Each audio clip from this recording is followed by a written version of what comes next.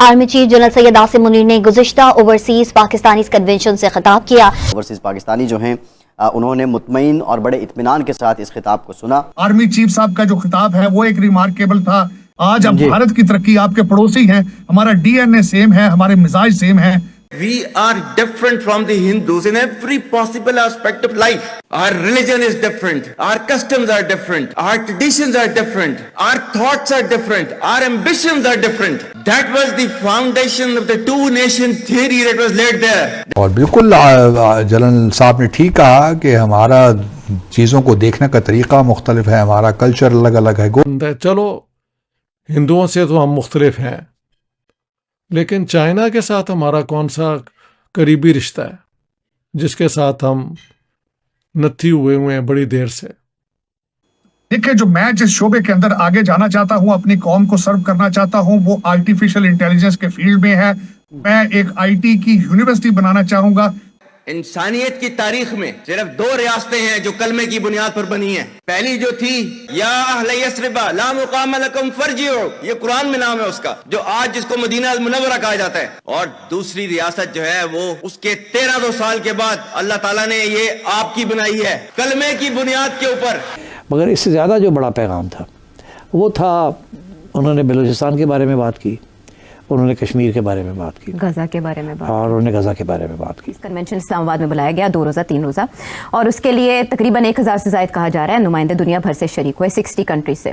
मेरा आपसे सवाल यहाँ ये है कि ये कन्वेंशन या ये कॉन्फ्रेंस ओवरसीज़ की क्यों बुलाई गई इस मौके पर, और क्या जो मकासद इससे वाबस्ता थे वो हासिल हो गए, पूरे हो गए? बात यह है कि पीटीआई के ऊपर पहले तो डोमेस्टिक क्रैकडाउन आया जी, तो मेरा ख्याल है एक तो ये क्रैकडाउन जो आया है बड़ा इफ़ेक्टिव रहा जी। दूसरी बात ये कि एक डोमेस्टिक तो हो गया, उसके बाद अब रह गया क्या कि एक महाज रह गया था जहाँ पीटीआई बड़ी एक्टिव थी, वो थी ओवरसीज़ पाकिस्तानीज़। तो यहाँ थोड़ी सी घबराहट तो थी कि यार ये क्या हो रहा है, और इसके ऊपर मेरा ख्याल है मीटिंग्स भी हुई कि फिर क्या किया जाए, इनको कैसे न्यूट्रलाइज़ किया जाए, और यहाँ मेरा ख्याल है डिस्कशंस हुई कि इसको कैसे न्यूट्रलाइज़ किया जाए। तो फिर मेरा ख्याल है ये फ़ैसला 2-3 फ़ैसले हुए। एक तो ये फ़ैसला था कि ओवरसीज़ पाकिस्तानीज़ को थोड़ा सा दरार डाली जाए उनके अंदर, बिकॉज़ इस वक्त बड़ी यूनिटी शो हो रही है और उसके अंदर कोई डिविजन्स क्रिएट किए जाएँ, और मैं समझता हूँ कि वो कामयाब हो गए। जिस तरीके से वहाँ के कुछ लोगों को यहाँ दावत दे के बुला लिया गया और वहाँ बैठा दिया गया, क्योंकि पीटीआई के अंदर भी दरार डोमेस्टिकली डाल दी गई है और कामयाबी के साथ। Brilliant move. देखो ना, one has to be realistic. अब ये जो सारी जो गेम हो रही है यहाँ, यही है ना कि किसी तरीके के साथ ओवरसीज़ पाकिस्तानी पहले तो दरार डाल दी, अब जो अभी भी बोल रहे हैं उनको साइलेंस करना है, उनको निकालना है। मगर इससे ज़्यादा जो बड़ा पैगाम था वो था, उन्होंने बलूचिस्तान के बारे में बात की, उन्होंने कश्मीर के बारे में बात की, गजा के बारे में बात, और उन्होंने गजा के बारे में बात की।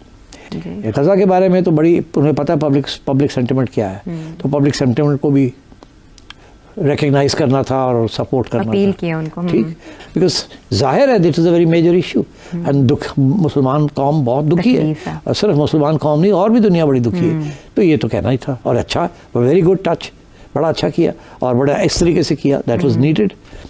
आगे आए बलूचिस्तान के बारे में, मैं उसको लिंक करता हूँ जो कश्मीर के बारे में बात की, क्योंकि सबको पता है कि इसके पीछे किसका हाथ है, शरारत कौन कर रहा है, फीड कौन कर रहा है, हथियार कौन दे रहा है, सबके पीछे।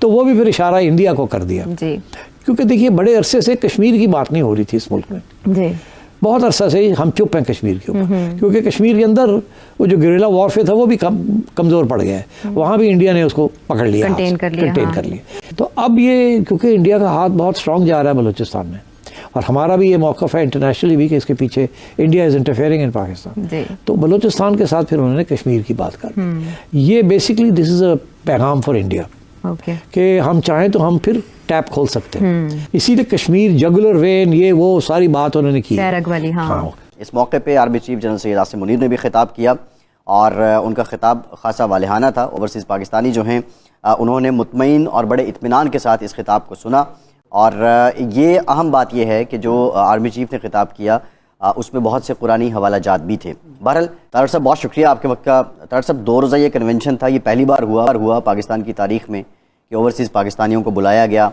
और बाज़ाब्ता तौर पे एक प्रोटोकॉल, एक रिस्पेक्ट जो है उसकी एक रिवायत का आगाज़ किया गया।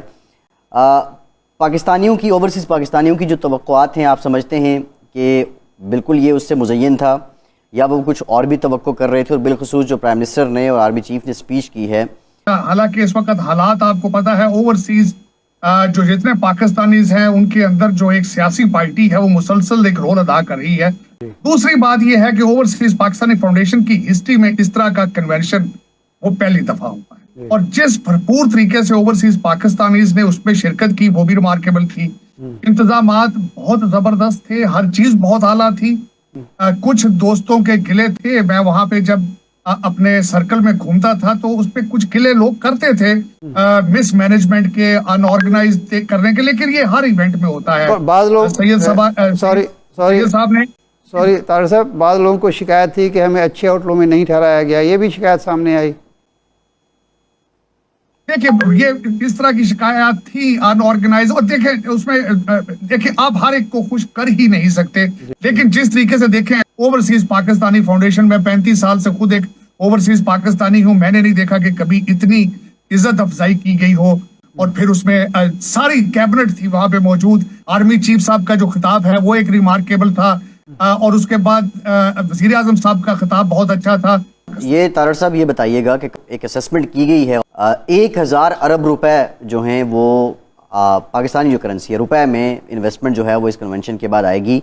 तो आपकी भी कोई वर्किंग है? अगर यूरोप और अमेरिका से मिलके इन्वेस्टमेंट आती है तो उसका वॉल्यूम कितना होगा और किस किस शोबे में होगी? देखिए, जो मैं जिस शोबे के अंदर आगे जाना चाहता हूं, अपनी कौम को सर्व करना चाहता हूं, वो आर्टिफिशियल इंटेलिजेंस के फील्ड में है। मैं एक IT की यूनिवर्सिटी बनाना चाहूंगा